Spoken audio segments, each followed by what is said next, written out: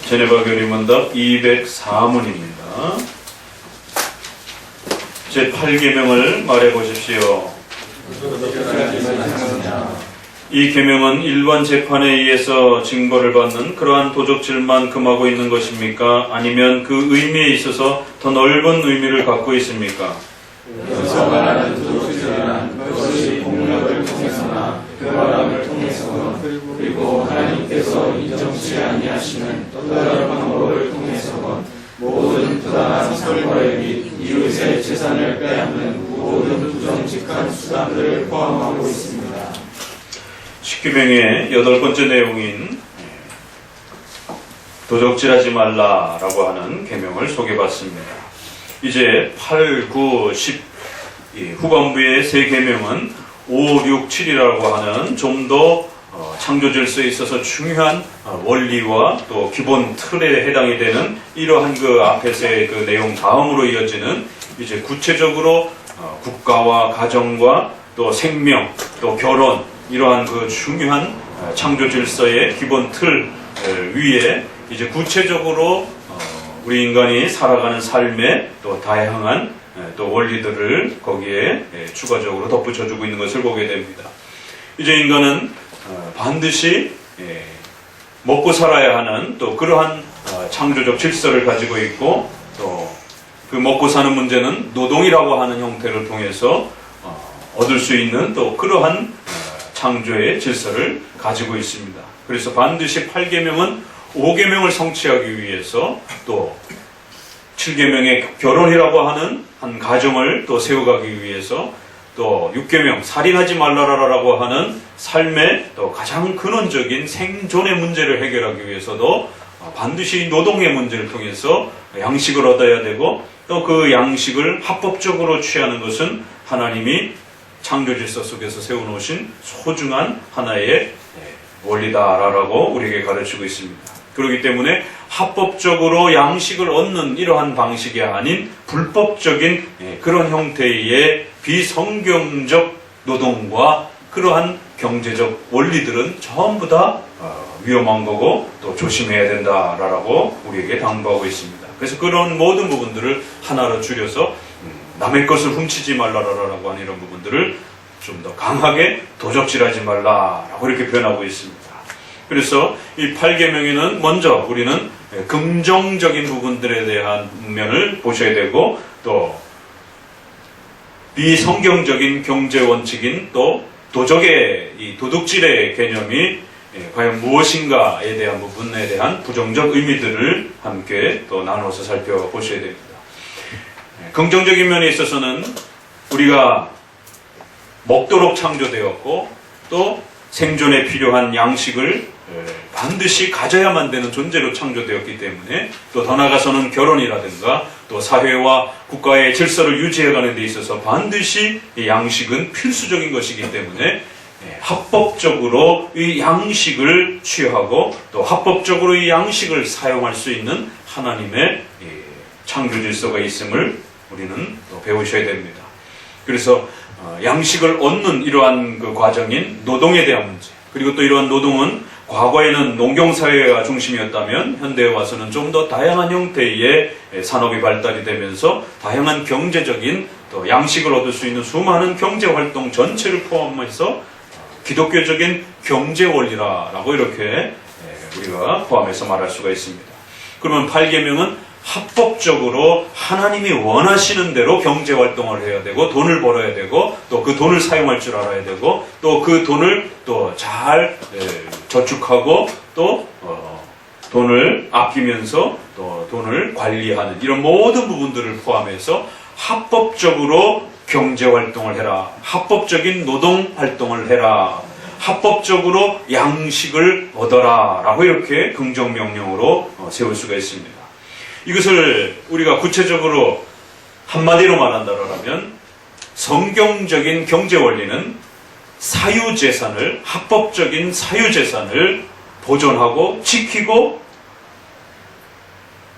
다스려가는 사유재산에 대한 중요한 돈과 경제원칙을 우리에게 가르치고 있다는 사실을 보게 됩니다.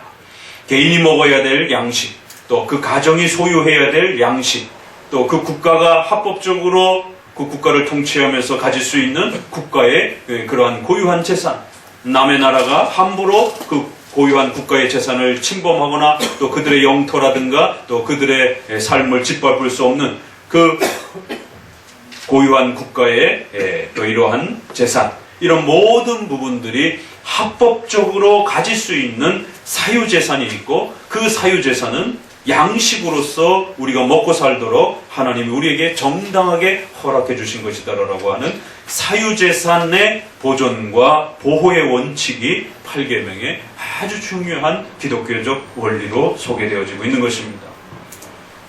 만약에 이 사유재산이 망가지게 되면 자칫 여러 형태의 양식을 먹지 못하게 하는 금욕주의가 발생이 될 수도 있고, 그래서 끊임없는 수많은 청빙주의의 이러한 금욕주의의 이러한 극단적인 금식과 절제를 요구하는 8계명에 또 반대되는 그러한 형태를 또 취할 수도 있는 것입니다. 양식을 아예 소유하지 못하게 하는 것이, 양식을 소유하는 것이 마치 죄인 것처럼 취급하는 것입니다.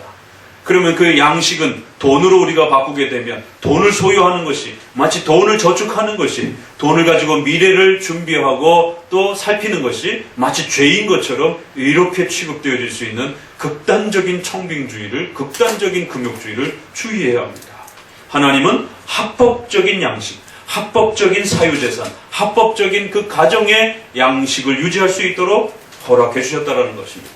합법적인 사유재산은 개인이 생명을 유지해야 되고, 그 가정을 유지해야 되고, 국가와 사회 전체를 유지할 수 있는, 인간은 먹는 존재로 태어났기 때문에 반드시 사유재산, 사유적인 양식, 개인의 양식은 남이 함부로 뺏을 수 없는, 하나님이 그 각각 개인에게 허락해 주신 소중하고 귀한 또 양식이다라고 하는 것을 8계명은 가르치고 있습니다. 그래서 합법적인 노동을 통해서 얻게 된 그런 양식과 재산들은 그의 고유한 사유재산이 되는 것이고, 그 개인의 것이 되는 것이고, 그래서 그 누구도 함부로 빼앗을 수 없는 것이고, 반드시 보호되어져야 되고, 그 보호되지 아니한다면 그 개인과 그 가정은 굶어 죽을 수밖에 없는 이러한 위협을 얻게 되는 것입니다. 그래서 이 사유재산의, 사유양식의 기본 원칙을 생각하시게 되면 한쪽으로의 극단은 밥을 먹지 못하게 하는 것, 종교 지도자건 성도들 간에 밥을 먹지 못하게 함으로 인해서 마치 거룩해지는 것처럼 이렇게 경건과 신앙을 곡해하는 이러한 금욕주의적 청빈사상을 조심하셔야 됩니다. 또 당연히 한쪽으로는 그 반대적인 형태로 재산에 대한 부분들을 기복주의적인 형태로 지나치게 또 과대하게 또 마치 그 양식과 돈을 소유하고 가지는 것이 마치 하나님의 복의 본질인 것처럼 또 이렇게 지나치게 그 사유재산을 너무 과도하게 그렇게 요구하는 이러한 또 극단적 부의 형태도 청부론이라고 하는, 마치 물질적 부자가 천국을 소유한 것처럼 물질적 부유함이 하나님의 복의 본질인 것처럼 이렇게 또 유혹하는 기복주의 사상, 번영주의적 신앙, 이러한 모든 청부론은 또 잘못된 것입니다. 하나 더 고민해 보셔야 되는 것은 사유재산에 대한 부분들을 자꾸만 거부하려고 하는 이 형태의 금욕주의적 형태는 강력한 종교적 금욕주의 형태로도 나타날 수 있고, 또 한편으로는 사회적인 공유재산 형태로 사유재산을 파괴하는 형태로 나타날 수가 있습니다. 그래서 좀 더 종교적 형태는 금욕주의적인 금식과 다양한 금욕주의로 나타나지만, 이것이 사회적인 그런 운동과 또 사회의 국가 시스템과 복지 개념으로 접근이 되어지게 되면 사유재산의 반대말이 되는 공유재산을 지나치게 강화시키게 되는 또 이러한 폐단을 갖게 됩니다. 그래서 어찌됐든 사유재산을 과도하게 억압하는, 그것을 종교적인 목적으로 억압하든 또 사회적인 복지 개념으로 억압하든 어찌됐든 개인의 고유한 사유재산을 인정하지 않으려고 하고, 그 사유재산을 빼앗으려고 하고, 그 사유재산을 아주 죄악시하고 그 사유재산을 마치 더러운 것처럼 취급하려고 하는 형태들은 종교적인 형태든 국가와 사회복지적 개념 형태든 모든 부분들이 잘못된 것임을 상당히 조심하셔야 됩니다. 더더욱 오늘날 이러한 또 많은 부분에 있어서 정치하는 사람들에 있어서 또 다양한 형태의 정치 복지 제도를 펼칠 수 있지만 여기에 기독교인들이 목회자와 신학자들이 잘못 이 8계명을 이해해서 마치 그러한 국가의 복지정책 프로그램에 기독교의 이러한 공유재산적 개념이 공동의 분배에 대한 이러한 그 개념들이 자칫 잘못하면 마치 기독교적 원리인 것처럼 사회복지는 이렇게도 해볼 수 있고 저렇게도 해볼 수 있는 다양한 방식의 그러한 형태들이 있는 것입니다. 어떠한 것도 정답은 없는 것입니다. 그러나 마치 공공의 그러한 형태로서의 모든 사람들이 똑같이 부를 분배하고 또 공공의 재산으로서만 재산이 유지되어지는 이러한 방식으로서의 어떤 형태가 마치 더 기독교적인 것처럼 이렇게 취급하게 되면 큰일 납니다. 사도행전에서 바나바의 이러한 선행을 자신의 재산을 전부 팔아서 가난한 자들에게 나눠지는 이러한 특수명령을 마치 성도들에게 보편적으로 일반적으로 명령한 그러한 보편명령으로 일반적 규범으로 적용하게 되면 큰일 납니다. 결국 공산주의의 공공의 이러한 분배는 기독교적인 또 이런 철학과 세상 철학을 혼합하면서 결국 새로운 형태로의 공유재산 개념들이 탄생되게 되는 것입니다. 그러나 사도행전에서 나오는 또 구약에서의 그런 가난한 자들에 대한 재산의 분배는 결코 그런 개념이 아닌 것입니다. 사유재산을 엄히 보존하고 지키는 그걸 원칙으로 하면서 그 사유재산을 가진 자가 어떻게 자원하는 마음으로 나누고 기부를 할 것인지에 대한 부분은 그 사유재산을 가진 자의 고유한 권리인 것입니다. 그래서 그가 조금 나눠주던 많이 나눠주던 전 재산을 나눠주던 그것은 그 개인의 자원함과 그 개인의 헌신에 달려있는 것이지 그걸 강제하거나 법적으로 빼앗거나 그래서 모든 사람들이 동등하게 나눠 갖는다라고 하는 이러한 공공의 분배 또 공유재산의 이러한 개념들. 그래서 구약의 안식년의 개념 또 희년의 개념 속에서 모든 토지들이 빌린 토지들이 원주인에게 다시 돌아가고 또 가난한 이런 사람들이 노예로 활동했던 사람들이 다시 원상태로 돌아가면서 토지가 이제 새롭게 정비되어지는 이러한 개념을 잘못 이해해서 오늘날 공유 토지에 대한 토지 공개념이라고 하는 이러한 개념들을 사회복지 개념하고 연결해서 마치 그것이 가장 기독교적인 것처럼 사유재산, 사유토지 개념을 부정하고 사유부동산의 개념을 부정하고 토지 공개념이라든가 부동산 공유 개념이라든가 그래서 50년 정도 일정 또 자기가 살아있는 동안 토지를 사용하고 부동산을 사용하고 그 이후에 죽으면 국가에 헌납하라라고 하는 마치 구약의 그러한 신현을 중심으로 한 토지의 원리들을 특수의 원리들을 마치 오늘날 보편적인 8계명의 부동산이나 토지나 재산의 원칙처럼 그렇게 적용하게 되면 큰일 나는 것입니다. 구약의 그러한 개념들은 좀 더 천국과 복음의 본질이 무엇인지를 가르치기 위해서 사용하셨던 가나안 땅을 사용하는 원칙의 특수명령이지 그것이 보편적 재산을 사용하는 원칙명령이 아닌 것입니다. 신약의 기부의 이러한 그 사건도 역시 마찬가지인 것입니다. 8계명은 이처럼 사유재산의 고유함을 분명히 우리에게 명령하고 있습니다. 그래서 우리의 웨스트민스터 신앙고백이라든가 제네바 교리분답이라든가 이런 부분에 있어서는 그 사유재산을 잘 합법적으로 국가의 합법적인 또 교회의 합법적인 그런 질서 안에서 열심히 노동해서 얻은 사유재산 그것은 그의 개인의 고유한 하나님이 선물로 주신 고유한 가치요 그 누구도 뺏을 수 없는 소중한 선물이라고 말하고 있습니다. 그리고 그러한 사유재산은 반드시 보호되어야 되고 또 그러한 사유재산이 좀 더 투자 개념으로 확대되어서 저축과 투자를 통해서 땅이 늘어나고 재산이 늘어나는 이러한 합법적인 또 재산의 증가까지도 성경적으로 존중을 합니다. 첫 번째 사유재산에 대한 성경적 인정 두 번째, 그 사유재산은 반드시 증가를 통해서도 확대되어질 수 있다라고 하는 사유재산의 증가 원리, 투자를 성경적으로 허용해 주는 것입니다. 고리대금은 성경에서 분명히 거부하고 있습니다. 그래서 지나친 투기 개념에 또 보증 개념이라든가 이런 지나친 또 과한 이러한 경제 원리는 분명히 성경에서 일정하게 금지하고 있습니다. 그러나 절제된 방식에서의 또 그 자신의 사유재산을 잘 관리하고 또 확대하고 재산을 증식시키는 이러한 투자적 개념의 8계명은 분명히 또 성경적으로 허용되어져 있습니다.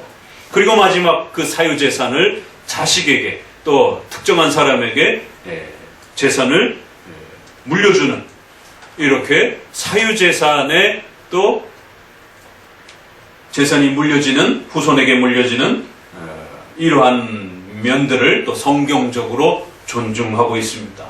그렇기 때문에 함부로 그 사유재산이 그 개인의 생애 동안만 유지되어지고 국가라든가 어떤 특정한 기구에 강압적으로 억지로 그렇게 빼앗기다시피 공적인 재산으로 환원을 시킨다든가 그렇게 요구되어지면 안 되는 것입니다. 그 사유재산은 그 가정이 그 개인이 하나님 앞에서 정당하게 노력해서 얻은 것이기 때문에 그의 생애 동안에 합법적으로 사용할 수도 있는 것이고 또 그 가정의 자손들에게 합법적으로 그 자손을 내게 재산을 물려줄 수 있는 것입니다. 그리고는 기부와 구제의 그러한 책임을 잘 또 8계명에 입각하여 당부하면 되는 것입니다. 구제와 기부는 반드시 자원함 속에서 나오는 것이지 억지와 강제와 법에 의해서 구축되는 것이 아니다라는 것이 성경의 원칙인 것입니다. 이러한 부분들이 바로 사회주의와 기독교적 경제 원리와의 아주 종이 한 장 차이 같은 그러한 차이들인 것입니다. 법적으로 절대로 사유재산을 파괴하거나 빼앗으면 안 된다는 것. 공공의 재산이 분명히 국가 개념 속에서는 국가가 운영하는 공적 재산이 있을 수 있습니다. 그러나 공적 재산은 있을 수 있지만 사유재산을 공공의 재산으로 그렇게 확대한다든가 공동의 분배 개념으로 그렇게 넓힌다든가 이것은 옳지 않은 것이라는 것입니다. 그리고 그 사유재산을 후손에게 물려주지 못하게 하는 이러한 계승의 또 이러한 부분들까지도 막으려고 하는 것도 잘못되어 있는 것입니다.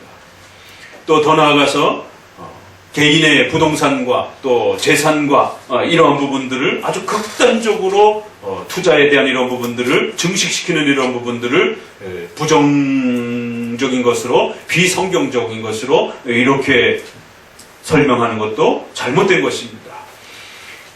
이 8계명을 잘못 이해해서 어떤 목회자들과 신학자들은 크리스찬들은 절대로 아파트 투자를 하지 말라라고 이러한 부동산 투자들은 전부 다 불로소득이다라고 하는 노동과 불로소득의 개념의 이러한 성경적 개념과 또 일반 경제적 개념을 잘못 적용해서 불로소득을 지나치게 확대를 해갖고 이러한 성도들의 개인의 사유재산과 그 사유재산의 투자와 증식까지 마치 비성경적인 것처럼 이렇게 비판하는 것은 굉장히 위험한 것입니다. 그렇게 되면 성도들의 또 백성들의 생존 자체를 위협할 수 있는 것입니다. 금욕주의가 과도해지게 되면 건강을 잃어서 사람이 죽을 수 있는 것입니다. 걸핏하면 금식하고 걸핏하면 그렇게 수많은 종교적 프로그램들을 통해서 금식을 밥 먹듯 하게 되면 건강을 잃게 되고 생명을 잃을 수 있습니다. 그런 것처럼 국가와 사회에 있어서 공공의 재산을 지나치게 확대하게 되면 결국 그 국가 전체의 생산력도 떨어지게 되고 또 개인의 사유재산을 잃게 됐을 때 그들의 생명의 안위가 위험에 처할 수 있는 이러한 다양한 또 생존의 위협이 따라붙는 것입니다. 그래서 성경은 합법적으로 국가의 법에서 또 교회법에서 어긋나지 않는 범위 내에서 합법적으로 노동해서 얻은 그러한 돈과 양식은 그 개인의 사유재산이요. 그 사유재산을 또 다양한 방법으로 다양한 자본주의의 또 이러한 합법적인 원리 안에서 그 재산을 증식하거나 그 증식하는 과정에 있어서 부동산을 사용하던 또 돈을 은행에다가 또 이자를 통해서 확대를 하던 불법적이지 않은 그러한 국가의 법 안에서는 얼마든지 또 투자의 개념으로서 성도들이 재산을 확대해 갈 수 있는 것입니다. 다만 그 확대된 재산을 자신의 가정을 위해서 쓰고 또 가난한 이웃들을 위해서 쓰고 또 교회를 위해서 또 그렇게 사용하면 되는 것입니다. 그래서 8계명은 합법적인 사유재산과 기부와 나눔의 이러한 또 하나님의 깊으신 원리들이 함께 우리에게 소개되어 있는 것입니다. 이러한 성경적 8계명의 재정 원칙을 잘 확보하고 지켜나갈 때 우리 성도들은 생존의 이 위협에서 벗어나는 것입니다. 물질이 없으면, 양식이 없으면, 돈이 없으면 굶어 죽습니다. 그렇기 때문에 8계명은 반드시 게으름과 나태함에 대한 또 사유재산을 파괴하는 이런 수많은 반기독교적인 행위에 대해서 엄히 경고하는 것입니다. 그렇게 해서 성도들의 생명을, 백성들의 생명을 함부로 빼앗거나 위협하게 되면 그것은 아주 심각한 죄다라고 경고하는 것입니다. 생존을 위해서 합법적으로 그렇게 양식과 사유재산을 잘 소유하고 또 그렇게 소유된 재산을 가지고 이웃들과 또 가난한 사람들과 교회를 섬기면서 또 그렇게 살아가게 되면 가장 성경적인 경제 원리가 되는 것이고, 그런 경제 원리 속에 우리 성도들이 재산을 또 얻을 수 있는 물질적인 실제적 혜택을 또 누릴 수 있는 그러한 복을 얻게 된다라고 말합니다. 그래서 8계명과 관련해서 이제 다음에 우리가 한 번 더 다루겠지만 부정적인 부분과 관련해서 8계명을 지키지 않게 되면 가난해지게 되는 것입니다. 8계명의 이 원칙을 놓치게 되면 크리스찬이라 할지라도 굶어 죽을 수 있는 것입니다.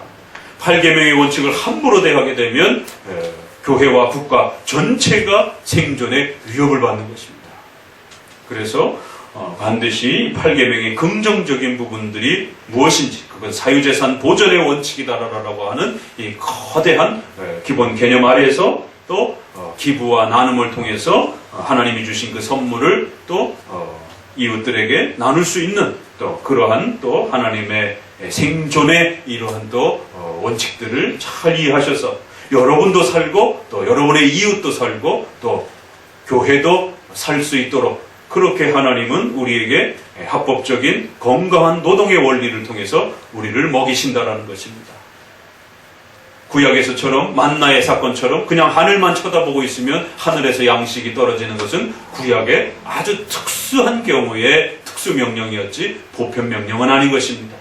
창조의 질서 속에 반드시 노동을 해야 되고 그 합법적인 노동을 통해서 우리는 생존하게 되고 그 양식을 통해서 살아가는 것이 하나님의 뜻이다라고 가르치는 것입니다. 8계명을 잘 지키고 이해하셔서 또 우리 성도들의 삶이 가난으로부터 속히 이제 또 삶을 또 잘 안정시킬 수 있도록, 우리가 기복주의는 표방하진 않는다 할지라도 반드시 우리 성도들이 생존의 위협을 받는 가난으로부터 벗어나서 일정한 삶의 안정을 취하면서 또 그렇게 살아가는 것은 또 하나님의 뜻인 것입니다. 그래서 한편으로는 게으름에 대해서 또 엄히 책망하는 것입니다. 8계명을 잘 또 적용하면서 또 하나님 안에 살아가시기를 주의 말씀으로 권면을 드립니다. 기도합니다.